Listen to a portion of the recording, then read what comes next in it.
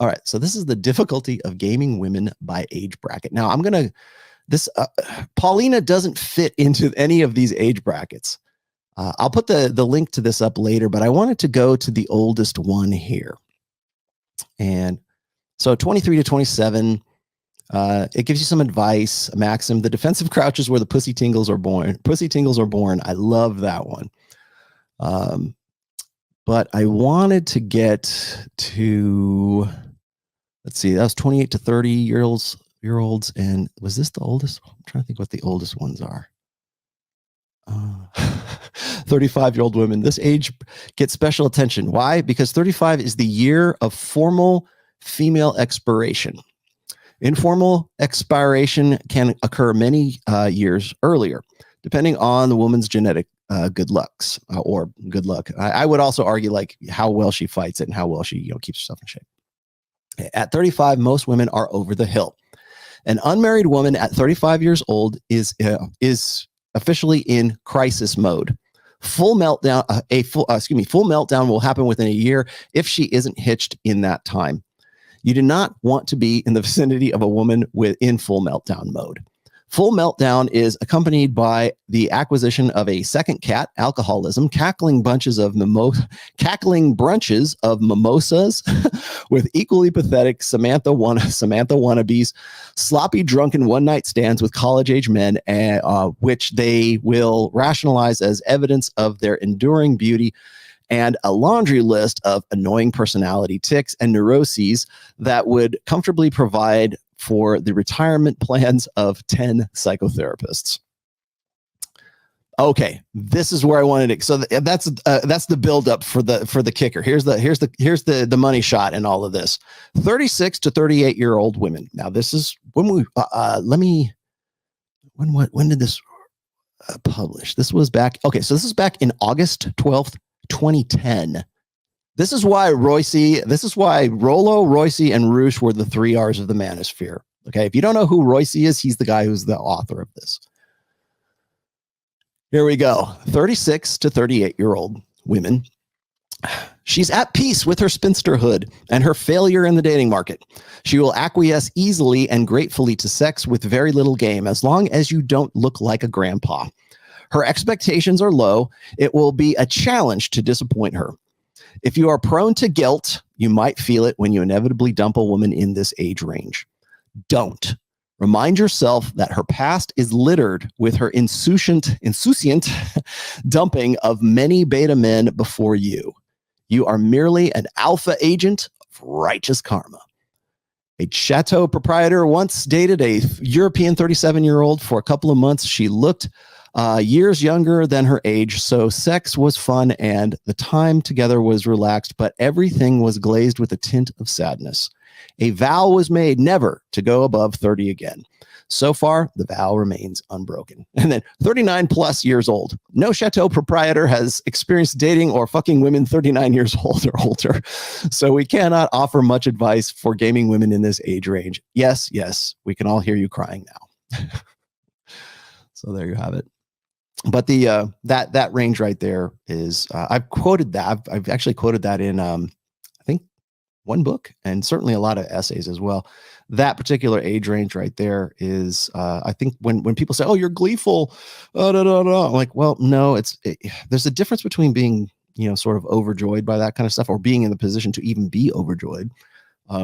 But it's also about pragmatism. It's also practicality. There's a sense of practicality that's involved in all of this. That sounds mean, and it sounds like it's meant to be tongue in cheek, right? I mean, it's meant to be, sort of like it's funny, but it's true. So here, haha, check this out. But it's sad in a way too, because when women get to that point, like I mentioned this. I mentioned this when I was doing my talk at the Rebel Capitalist last week. And I said this, it's very hard to tell women to dumb themselves down. And they go, well, what do you mean by that? Well, what I mean is like we have women who are building themselves up and they're creating this sense of self and this ego and this personality and this understanding of who they are in the world according to this strong, independent female fempowerment narrative. And as a result, you get alpha females or the idea of an alpha female. the Sheryl Sandberg, archetype. And when we talk about that, and women get to even as young as Torsion, like maybe 27 years old, or, certainly after the epiphany phase, when women can't find, like, where are the good guys, Rollo? I'd never been able to find a good guy. And some of these women don't necessarily have a long body count of guys. I mean, maybe certainly less than the ratchet ass bitches on Fresh and Fit. Or maybe they say, I did everything right. I did everything everybody ever told me to do. I went to college. I got a degree. I got my own business, or I'm working for somebody. I'm a made partner in the law firm. I did what the strong independent narrative of women. I did what Disney Pixar told me to do when I was a little girl. I had plans. And they get to that point, and they might not be some, incorrigible slut. They are just like, maybe they had, 4 boyfriends, 5 boyfriends, whatever it is. But, I'm not saying that, I didn't watch them have sex with all these guys, so I don't know, but they're telling me, hey, I'm not that girl. I'm not the girl that's on Fresh and Fit. I'm just the average chick. I've got, an average body count, and I can't find the right guy. The guys that I've got with are not quality men. They're not high value men. They're not what do you mean? They're not economically attractive. They're not attractive periods. The interests of men are not as forthcoming. And that's really kind of a sign of the times right now.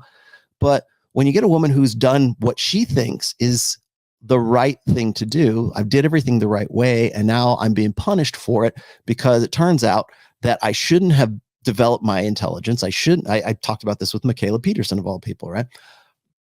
They built a life and an ego on the idea that being a strong, independent woman would make them more sexually viable. It would make them more sexually attractive. It would make men want to get with them. And as I've said before, all they've done is become the man that they wanted to marry. And guys don't want to have anything to do with that. So what do I tell them? What do I tell that chick who's 26 years old, who works for Robert Kiyosaki, who's probably making more money than most of the guys I know, right? And she's done a lot of, she's on top of her game. She's got a podcast, maybe. She's got crypto. She's got investments. She's an alpha male, right? What do I tell her? Dumb yourself down.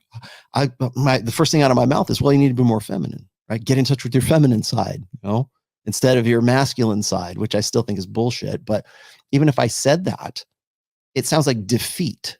It sounds like I did everything the right way, and you're telling me that men aren't playing by that rule book. Very similar to unplugging from the matrix, right? Unplugging from the blue pill. All these things that I was taught were false. Now what's true? Well, in some ways, I think it's worse for women, because they have to bust themselves down in rank. They have to go, okay, well, if I want to have babies and if I want to get with a guy, I'm going to have to dumb myself down. And I don't mean that. I'm using that term in extreme, in an extreme illustration here. But that's really what it comes down to. It's like, well, either I'm going to die alone or I have to dumb myself down for these guys, because if I don't, then I'm not feminine, and then they're not going to want to get with me. And if I don't put on lingerie once in a while, even whether I want to or not, even though I look like a beach ball, because the average woman is, 5'6" and 170 pounds. Well, okay. Well, I guess how do you tell that girl be more feminine? Especially when her entire life she's been told, you can't trust these horrible men, and you have to make your own security for yourself. So when they say, I have all this, I still want a man, I still want to have babies, I still want to have the white picket fence and the golden retriever in the front yard, and I can't find a guy. Well, what happens is there's a social convention there readily made to say, well, it's men's fault. They just can't handle they're threatened by a powerful woman like you. No, they're not qualified to, like, marriage is only for elite people. It's only for elite women and elite men, apparently. I have an article here about that too. But how do I tell a chick? How do I tell that girl, dumb yourself down? Because that's what it sounds. And that's not literally what I'm saying. But if I say you need to be more feminine, men aren't interested in your degree. They're interested in your ass. What? I got to dumb myself down? I've had women tell me that. No, you got to get in the fucking squat rack. That's what I'm telling you. You've got to invest in your beauty, invest in your femininity rather than, being worried about like starting some gourmet cupcake retail outlet. Yeah, what you've been told as far as, getting a guy anyways. Yeah, that is false. That was the blue pill. And now you are listening to me and I'm telling you the truth. I'm telling you this. Here's the numbers anyways. Oh, well, you mean I'm going to be 38 and lonely? I guess I'll die alone. Yeah, unless you do something. And if that sounds like dumbing yourself down, then I don't really know what else to tell you.